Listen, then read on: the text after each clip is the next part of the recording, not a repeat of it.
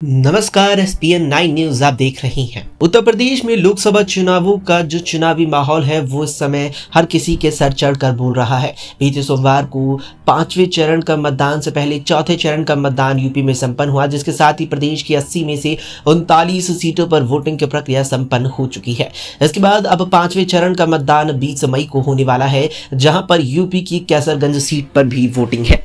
बताते चलिए कि कैसरगंज सीट इन आम चुनावों में उत्तर प्रदेश में सबसे ज्यादा चर्चा का विषय बनी रही, जिसका कारण था मौजूदा सांसद ब्रजभूषण शरण सिंह। ब्रजभूषण शरण सिंह पर जिस तरीके से लगभग 1 साल पहले महिला पहलवानों ने यौन उत्पीड़न के गंभीर आरोप लगाए थे, उसके बाद से ही वो इस पूरे मामले में विवाद में घिरते नजर आ रहे थे, जिसके बाद से ही लगातार ये सवाल उठ रहा था कि ब्रजभूषण को क्या इन आम चुनावों में भारतीय जनता पार्टी टिकट देगी या फिर नहीं। लेकिन ब्रजभूषण की कैसरगंज संसदीय क्षेत्र में मजबूत स्थिति बीजेपी के गले की फांस बनी हुई थी, लिहाजा भारतीय जनता पार्टी ने मध्यस्थता का रास्ता निकालते हुए उनके बेटी करण भूषण सिंह को वहां से अपना उम्मीदवार बना दिया। लेकिन जैसे ही बीजेपी ने बेटे करण भूषण को वहां से टिकट दिया, उसके तुरंत बाद ही दिल्ली की राउज एवेन्यू कोर्ट में ब्रजभूषण पर लगे तमाम आरोप तय हो गए, जिसके बाद मानो पूरा सियासी गेम बिगड़ने की अब संभावना है। ऐसे में माना जा रहा है कि ब्रजभूषण शरण सिंह अगर इस मामले में गिरफ्तार होकर अब जेल जाते हैं तो निश्चित तौर पर इसका फर्क उनके बेटे के चुनावी माहौल पर भी पड़ने वाला है।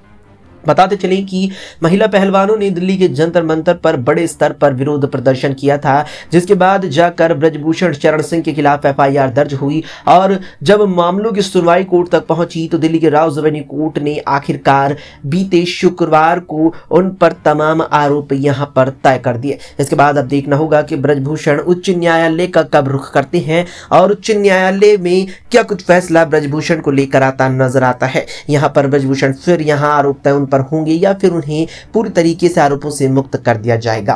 फिलहाल के लिए इतना ही। देश और दुनिया की तमाम खबरों के लिए देखते रहें SPN 9 न्यूज।